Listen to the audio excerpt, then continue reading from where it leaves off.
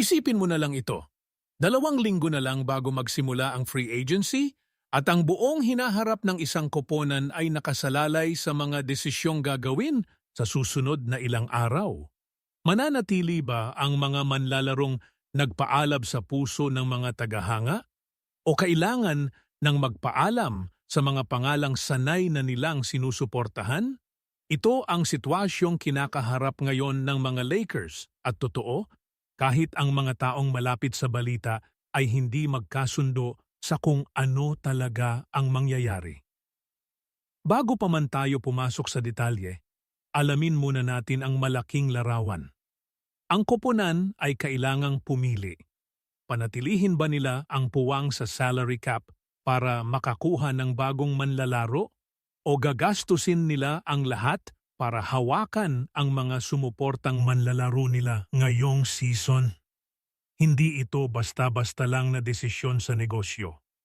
Para sa mga taong sumusubaybay sa bawat laro, ito ay tungkol sa mga taong naging bahagi ng kanilang mga gabi. Mga taong naghatid ng saya at sakit sa bawat panalo at talo.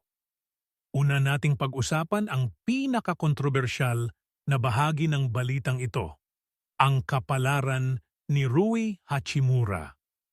May isang ulat na lumabas kamakailan, sinasabing malaki ang posibilidad na siya ang unang ihihiwalay ng koponan sa kanilang mga plano. Pero kakaiba, dahil ilang araw lang bago iyon, may ibang reporter naman na nagsabing tiyak na mananatili siya. Pareho silang may kani-kanilang mapagkukunan ng impormasyon sa loob ng organisasyon. Kaya sino ang dapat paniwalaan? Ang totoo, walang tiyak na sagot dito dahil lahat ay nakasalalay sa isang bagay. Ang desisyon tungkol kay LeBron James. Kung gugustuhin ng koponan na magkaroon ng malaking puwang sa salary cap upang makakuha ng bagong superstar, malamang hindi nila kayang panatilihin pareho sina LeBron at Rui. Kailangan nilang pumili. At kung tutuusin, hindi rin madaling pababain ang sahod ni LeBron. May mga ulat na nagsasabing kung mababa ang aalukin sa kanya, baka pumunta na lang siya sa ibang koponan na handang magbayad ng mas malaki kahit ibig sabihin nito ay mas maliit na pera kumpara sa kanyang dating kontrata.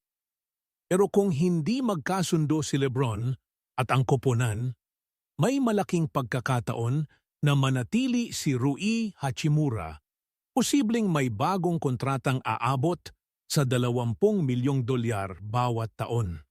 Kaya makikita mo, lahat ng ito ay magkakaugnay. Isang desisyon, magbabago ang buong direksyon ng koponan. At dito pumapasok ang isa pang kapana-panabik na bahagi ng kwento. May mga ulat na nagsasabing aktibong nakikipag-usap ang koponan kay LeBron tungkol sa bagong kontrata. Hindi pa tapos ang usapan, patuloy pa ito, at ang bawat panig ay sinusukat ang kani-kanilang gustong presyo. May gusto bang manatili ang lehendaryong manlalaro? Oo, malamang, pero may kondisyon ito. Kailangang tama ang papel niya sa koponan at hindi dapat isakripisyo ang kinabukasan ng mas batang superstar na kasalukuyang inaasahan ng buong organisasyon. Kung iisipin mo, mayroong tunay na emosyonal na timbangan dito.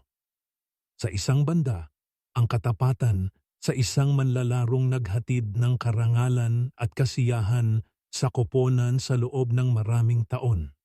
Sa kabilang banda, ang pangangailangang bumuo ng panibagong yugto, isang bagong kabanata na maaaring magdala sa kanila pabalik sa tuktok. Hindi madaling pagpasyahan iyan, lalo na kung pareho mong mahal ang nakaraan at ang hinaharap. Kung naaantig ka sa kwentong ito, pakishare na lang ito sa iyong mga kaibigan na fan din ng basketball. Baka sila rin ay nag-aalala sa kapalaran ng kanilang paboritong koponan. Ngayon, lumipat tayo sa ibang bahagi ng kwento, ang mga manlalarong tila mas tiyak ang kapalaran. Una, may isang manlalaro na puno ng tatak ng tiwala mula sa kanyang mga kasamahan. Isang depensibong dalubhasa na muling natagpuan ang kanyang sigla matapos sumali sa koponan. Ang ulat ay malinaw. Gusto siyang Panatilihin ang koponan at base sa kanyang naitulong noong nagdaang season, halos sigurado na ang kanyang pagbabalik. Hindi kasing laki ng kanyang halaga sa cap kumpara sa ibang manlalaro, kaya mas madali siyang mapapanatili kahit anong direksyon ang tahakin ng koponan. Pagkatapos, may isa pang manlalaro.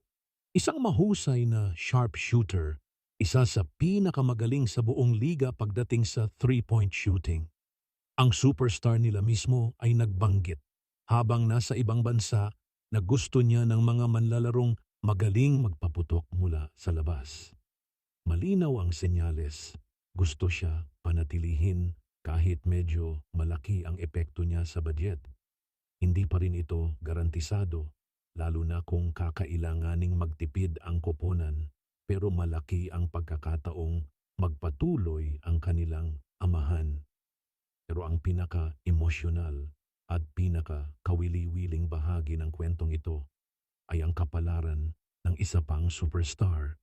Isang manlalaro na halos buong career niya ay laging kasama sa mga koponang sumasabak sa playoffs. Ngayon, biglang nahaharap sa posibilidad na lumisan.